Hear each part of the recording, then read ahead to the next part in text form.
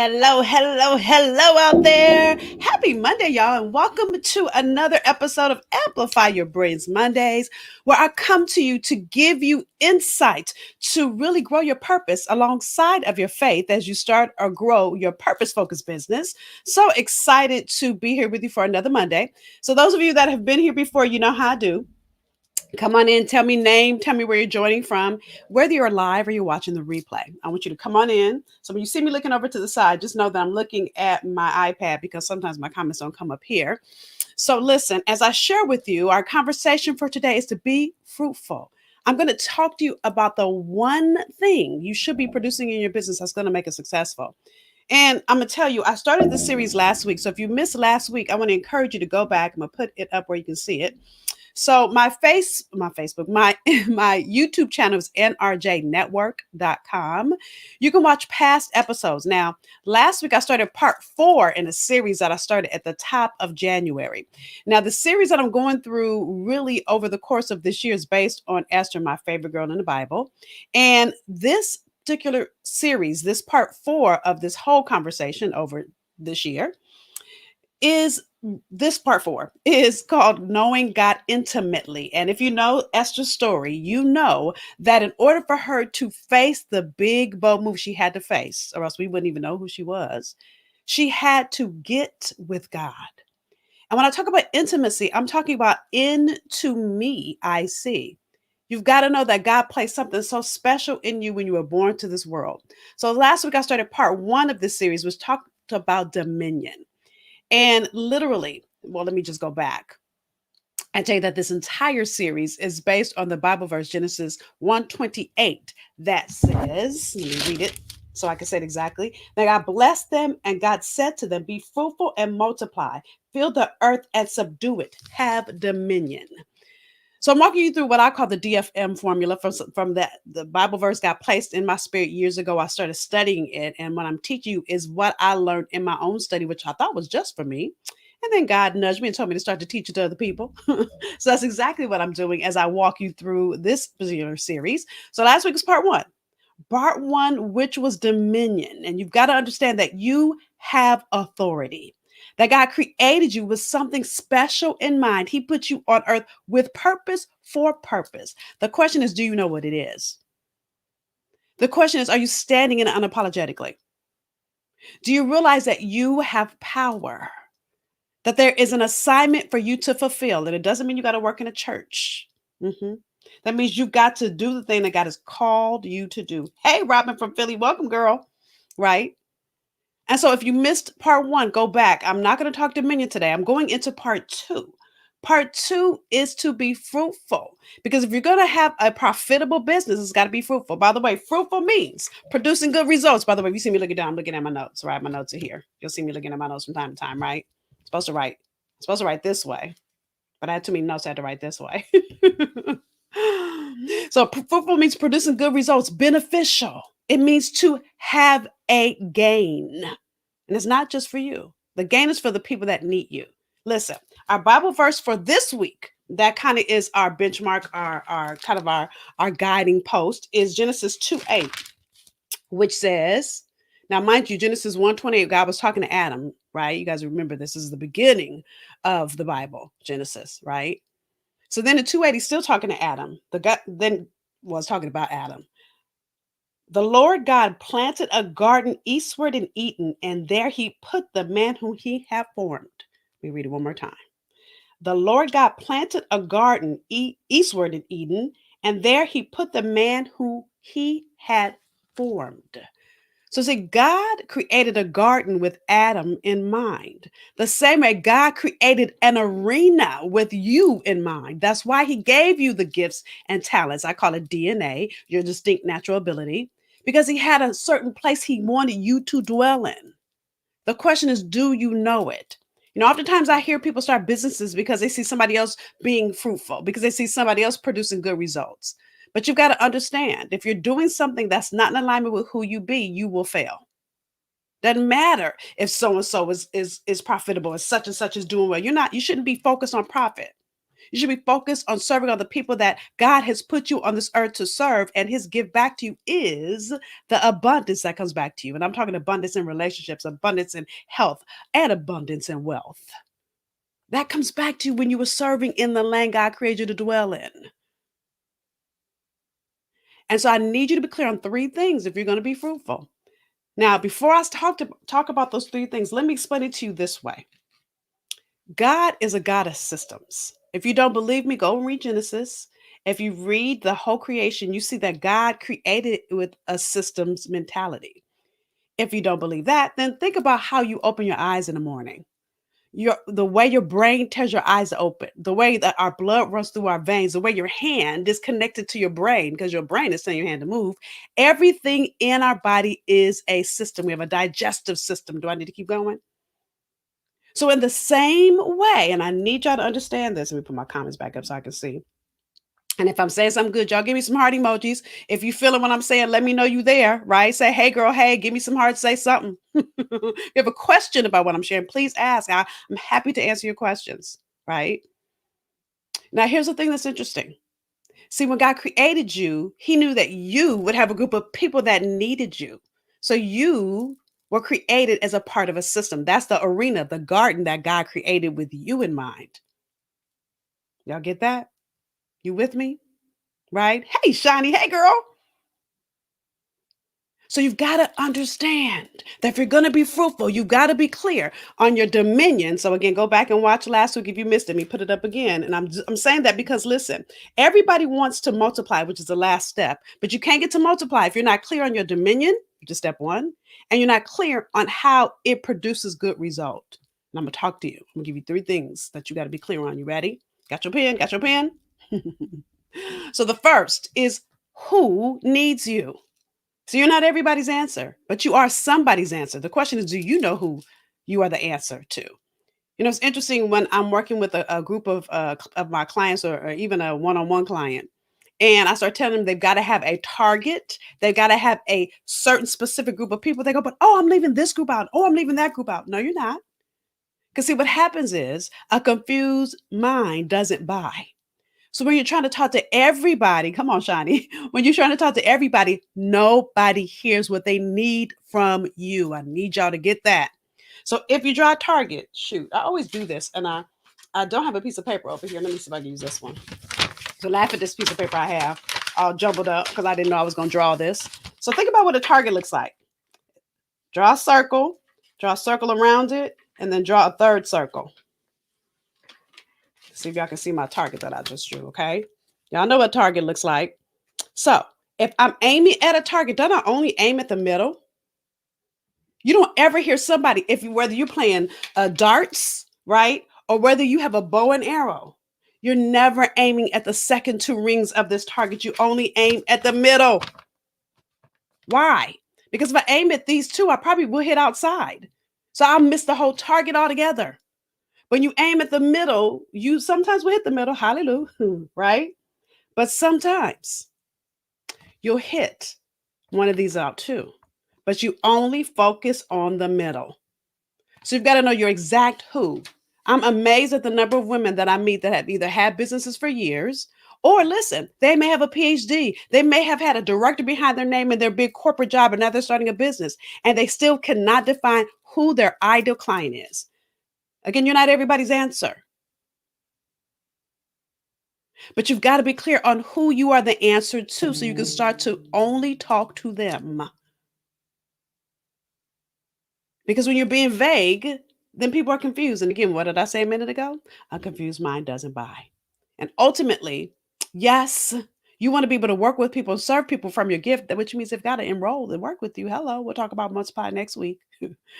So number one is who. And you got to be clear on who. When people say to me, I work with all women,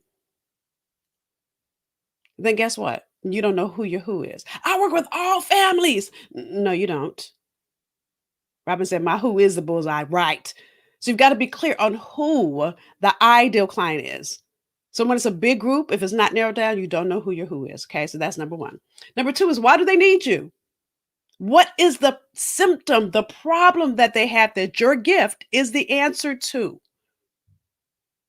And again, you got to be clear. It can't be vague. Like you can't say, I empower people. Y'all know you get empowerment at church on Sunday for free. Matter of fact, you can get it on YouTube now for free by watching sermons. Motivation, empowerment, that is not a what? So understand, why do they need you? Which speaks to actually the third one, the predictable result. So it's why and then what? What is the predictable result you get people to?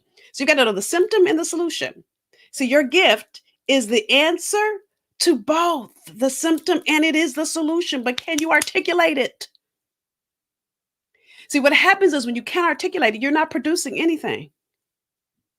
No one buys from you because you're just smart and brilliant.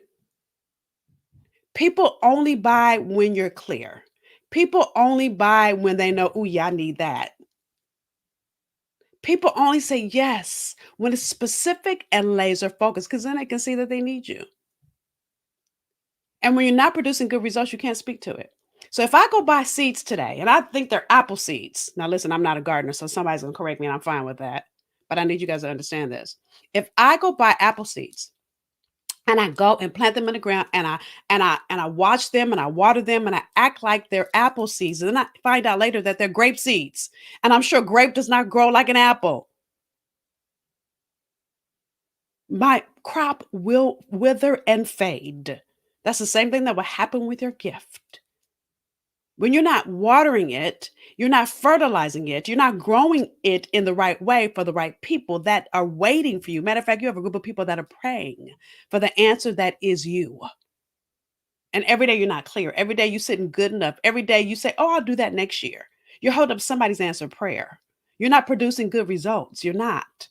Because ultimately, as you start working with them, as you start to be the answer that they need, that they want, that they've been praying for, you become the solution for them. You help them get to their solution, which ultimately is why you were put here.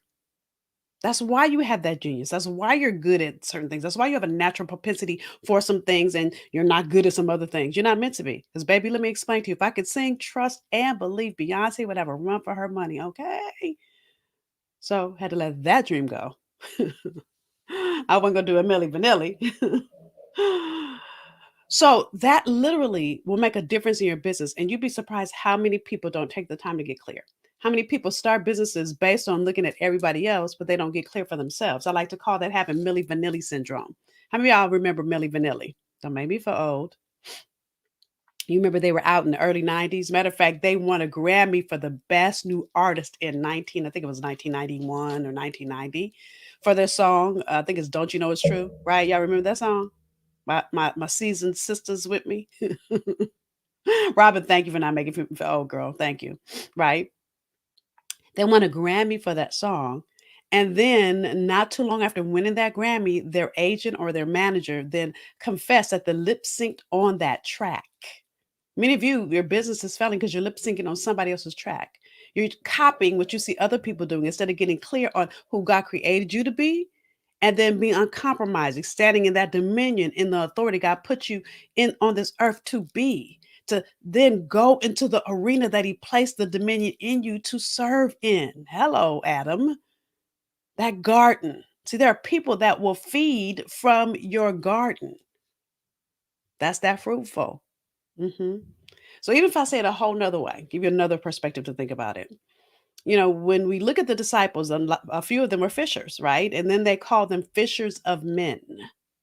So if you're casting your net, say I'm trying to pick up lobster, right? Now, I'm not a fisher, so this might be a bad example, but y'all roll with me. Get the point. Don't judge me because I might say it wrong. If I'm trying to find lobster, I'm not going to be in California diving for lobsters. I'd be in Massachusetts. I'm not gonna be in a lake somewhere hoping I'm gonna find a lobster. No. But many of you guys are casting your net in the wrong place because you don't know who your ideal client is. See, if I call myself a fisherman and I'm like, I fish for all fish, but I live in Massachusetts. That's gonna be more lucrative for me to say I fish for lobster because of where I live. Y'all get that? It makes a complete difference in your ability to get in alignment with your assignment. If you get clear and uncompromising of who you were created to be, not your sister, not your cousin, not the woman you've been following on Instagram that has all the followers. No, because listen, some people are Facebook famous and broke. And they're Facebook famous and broke because they're not in alignment with their assignment. They might look good, but when you look in their back office, they're like remember the Wizard of Oz where he looked all good until they pulled back that curtain and they saw he was a little bitty old man. Y'all remember that? So stop judging yourself from other people's grass. You know, they say the grass is always green on the other side. Well, you can get you can get to the other side and realize, this grass is actually astroturf. This ain't even grass. Hmm. But you've been copying that grass and trying to be like that grass, and that grass is not even real. So stop looking at everybody else. Stop comparing yourself to everybody else's journey. Right. Shadi said followers don't equal sales. Right. And get in alignment with who God created you to be. So for our assignment for this week now, here in Amplify Your Brains, you know that I'm not just about doing, I'm also about being. So I always give you journal work. So the journal work I drop into our Facebook group, and yes, you've got to ask to join. So the Facebook group is there at the bottom of the screen. It's the brilliancetribe.com. If you're not a member, join. I once a month do more in that group than this Amplify Your Brains Monday. By the way, this is also streaming live and Amplify in the Brilliance Tribe. So listen, it's 7:30 because I always keep these to 30 minutes or less because y'all are busy. And my goal is to activate the gift in you, to give you nuggets, actionable takeaways, so that you can begin to truly live as the highest and best version of who God created you to be. So if you go on the brilliancetribe.com at 7:30, I will drop our journal exercise for this week. And it really is to look at where you are meant to be fruitful, to get clear, to do the work. Listen, you can talk about it and talk about it and talk about it, but I need you to be about it. And being about it comes with doing the work. As Ayanna Van Zant would say, do the work. So again, at 7:30, thebridgetribe.com. It'll be there. Listen, when you go into the Facebook group, go into the files section, you'll see all the journals. I put them there into every episode. And you go back and catch up on episodes of Amplify Your Brains. If you want to go back to the beginning of the year, nrjnetwork.com, go to the header that says Amplify Your Brains Mondays, and you can catch up on episodes. So listen, last week, I peeled back Fruitful and I'm doing a Clubhouse series. So every morning at 8:30 a.m. EST, I am on Clubhouse. I'm starting part 3. Well, I started part 3 today, and I'm starting to peel back the layers. So part 3, this is what I call the DFM formula: Dominion, Fruitful, Multiply. So last week I did Dominion. This I just did a summary of Fruitful, which I did last week, but today, right now, I just did Fruitful. And then this week, I'm pulling back Multiply. Now, listen, Amplify Your Brains Mondays, I talk about 20 minutes, but every morning I talk about 15 minutes. So imagine for 5 days, Monday through Friday, how much more detail I give. And then I can hear your voice. You can ask me questions, I can coach you. So I want to encourage you to join me tomorrow morning and the rest of this week as I peel back the third step, which is Multiply. You can go and join me by going to Nicole on Clubhouse.com. If you're not already on Clubhouse, if you click that link, that's also an invitation for you to join Clubhouse. All right. So that's it.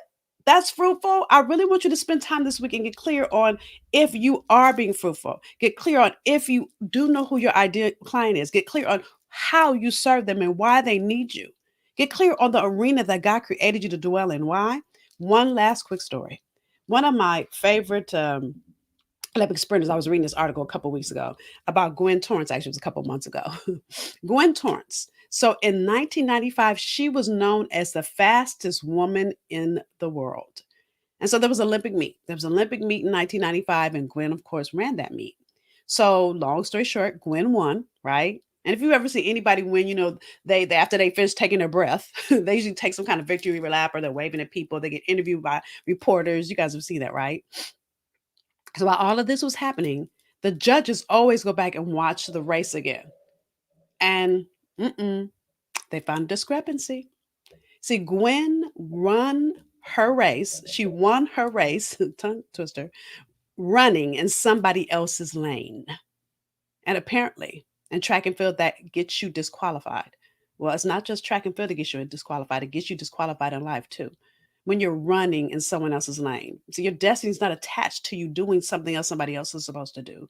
Your calling that God put you on this earth to serve in is not attached to you running in somebody else's lane. It will disqualify you.